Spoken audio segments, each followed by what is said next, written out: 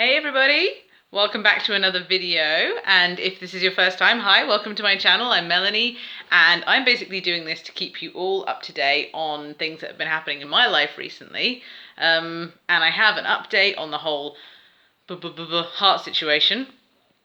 So basically I went to the hospital today, and turns out I have a bit of a messed up rhythm with my heart, and it actually got really bad. I started to freak out that I was having a heart attack. I genuinely thought at one point that I was going to die. My parents were waking me up in the morning in tears, afraid that I wasn't going to be waking up in the morning because my heart was just racing. I couldn't catch my breath. It was horrible. It was like constant anxiety all the time, and it was missing loads of beats. I was getting chest pains, I was getting short breath, walking around, and it just got really, really freaking horrible. So basically, I saw the cardiologist today, and they basically said that I've got some arrhythmia in my heart. So my heart is like skipping a beat and then giving me a jolt to compensate, which feels like crap. Had an ECG where they looked at my heart trace, and that just looked like a mess. It was all over the place. My dad came with me because he was frightened of me being on my own, which was just really sweet.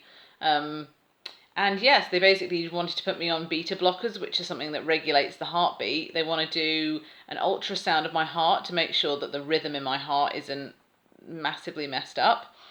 And they want to do a 24-hour heart monitor where I'll wear it for 24 hours, and it shows sort of what my heart's doing throughout a 24-hour period.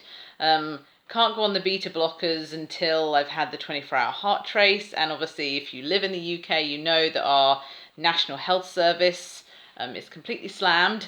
For those that don't have the same system, in the UK we have something called the NHS, or the National Health Service, which means that our taxes go towards funding it.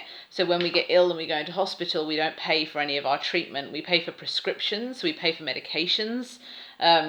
And obviously if you elect to have surgery, then you would be paying.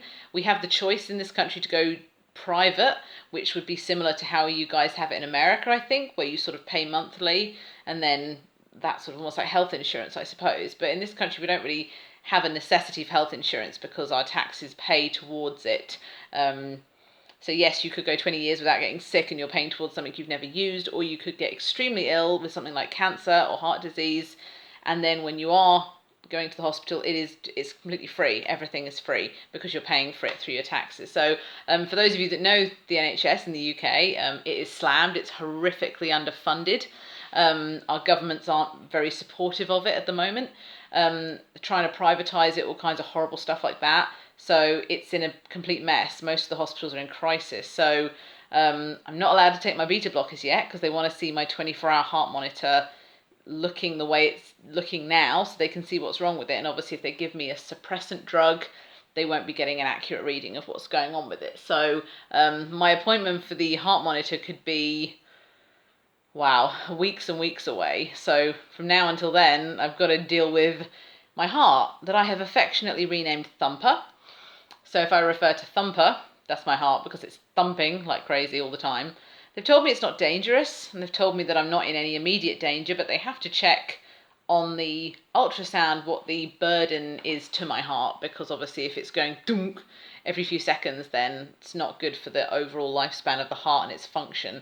So I thought I would show you what I bought today. I've been eating super, super healthy. I've just gotten back from a friend's house, and her and her husband cooked me an amazing dinner, but it was like chips and veggie burgers, and then we had ice cream, so that wasn't so good. But I'm massively cutting back on my salt, and I'm sort of using it as a kind of trade. So up in the cupboard here, I don't know if you can see, I have things like this, which are ground garlic, which is helpful, and also garlic granules.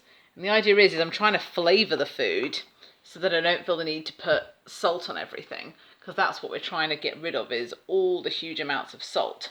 So that is that. So here's shopping, very exciting. Okay, so we got Oatabix, which is obviously by Weetabix. So Weetabix is like a kind of a whole grain wheat thing that we have in England. They're like little biscuits, and you put them in the bowl and add your milk. These ones are made with oats, which are healthy cholesterol levels. So we're being a bit of a, I know it all about this sort of thing. So I spoke to my dad. My dad had a heart attack at 41. He's okay. He had a stent put in his artery to hold it open.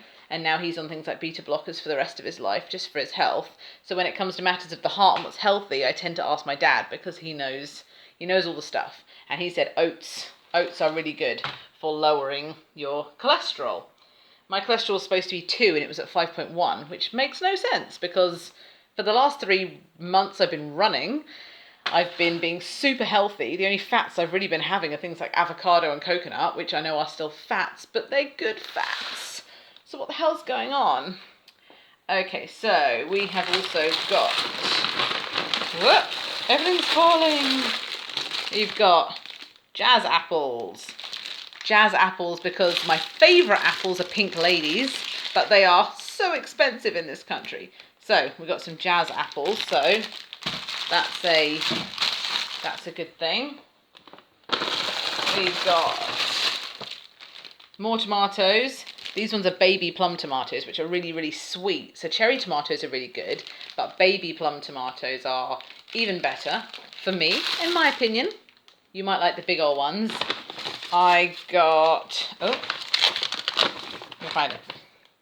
The biggest mango I've ever seen in my entire life. This thing's freaking huge. And if you can see the sticker, it was reduced for no reason at all. It's actually proper firm and amazing. So that is one huge mango. This thing. The mother lode. The watermelon. Kidding. I love these. These are amazing.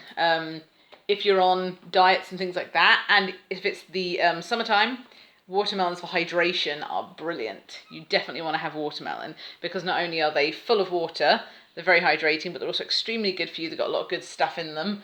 Can't think the stuff that's in them, but I will look it up and I will tell you next time, promise. Leave a reminder in the comments in case you are one of the 3 people that watched my last video. We're building up a base of fans. So sad. But watermelon, that's really cool. And then, okay, so this is not necessarily a health kick thing, but it's a necessity thing. So, chamomile tea. Chamomile tea is important because what I've actually noticed with this thing with my heart is that it feels so much like anxiety. I really do sort of get this like heart pounding thing. And I think, shit, I'm genuinely experiencing anxiety, but I'm not. It's just the way it's acting is like thumping. So it makes me feel like I've got anxiety. That's all. There's my little reduced sticker. This is a really cute bag. It's like a little bag for life thing. In this country, they've introduced a plastic bag charge. So it's 5p for the normal plastic bags. And if you want one of the thick bags, then it's 10p. These, I think, are about 50p. But they're kind of like woven and they last for a super long time. So that's a really good idea. So, Oativix. That's the oats for cholesterol and everything like that. My giant mango. My baby plum tomatoes, my jazz apples, chamomile tea, and my watermelon. That is the haul that I've got at the moment. Sorry, I'm turning the phone because it's so much easier recording like this, but then I know when you guys watch it, it's like, it's tall and thin.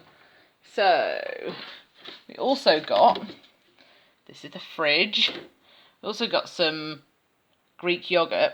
The thing about this is that in this country, it's almost kind of hard to find Greek yogurt that isn't 0% fat. They're all kind of fat-free, but they do say that actually you don't want to be having things like cream and really heavy dairies like that, but Greek yogurt is apparently one of the very few products with the good bacteria for your intestinal tract that can actually survive the stomach acid. So if you're having any other kinds of yogurt, then chances are that good bacteria that you're drinking or that you're consuming, like things like Yakult, Activia, Actimel, they're not actually reaching your intestines. The stomach acid is so powerful it will kill almost anything, but because Greek yogurt is so thick, this stuff survives and is full of good bacteria for your gut. So if you are going to buy something like that, like a product for boosting your gut bacteria, then try to get ones that aren't fat-free, because really it's not got the integrity to make it to your gut. So especially if you're taking something like antibiotics, which basically wipe out all your bacteria, good and bad, don't bother with stuff like Actimel or Yakult, because I don't think they can survive. But this stuff, clinically proven to make it all the way to your gut because it's so thick. And also you'll find with these that they'll get a little bit of like water, like rennet on them. I don't think it's rennet, but it's kind of like a watery stuff. And you want to keep that because that's the good stuff. I can probably actually show you. Let's looking. We're doing it. Okay, so this is what it looks like on the inside. Yep, and oh no, I don't have any liquid to show you. There's usually some liquid swimming on the top. That's the good stuff. So mix it all in, because I'm not saying you should drink the liquid off the top, but it is literally just like the runoff from the dairy, so it's a good thing to have. So make sure you're keeping that. What else have we got? We've got some spinach, obviously, some broccoli, we've got olives with garlic cloves because I'm a bit obsessed. And a naughty thing, this is a margherita pizza. Because I'm pescatarian, I don't eat meat, I only eat fish, so I try not to put fish with every single meal. And obviously just mushrooms, broccoli, asparagus, tomatoes, and some other little bits and pieces. So stuff is in there. Right, I'm going to put this away because it is 25 to 11 and it's a work night. I actually work in a school doing cover lessons, so when teachers are off sick, then I'm part of a team that covers the lessons. So I kind of have to not teach, but I sort of like cover lessons in every subject, so it gets you massively clued in on all the subjects. So I'm going to go because I need to go to bed, because those bags under my eyes are pretty big. They're pretty big bags. So thank you very much for watching my video. I hope that it's not too dull. If you have any suggestions, if you want to say anything, then obviously, you know, leave them in the comments. At the moment, the videos aren't really getting any views because this is just my 4th video I've ever put up. And I'm not one of these hardcore business types that knows exactly how to get views. So if you do watch this video, then please leave it a like. And thank you so much for watching, because like I said, I'm a total noob at this. But I hope you enjoyed it, and I will see you in the next video for similar stuff. Okay, bye.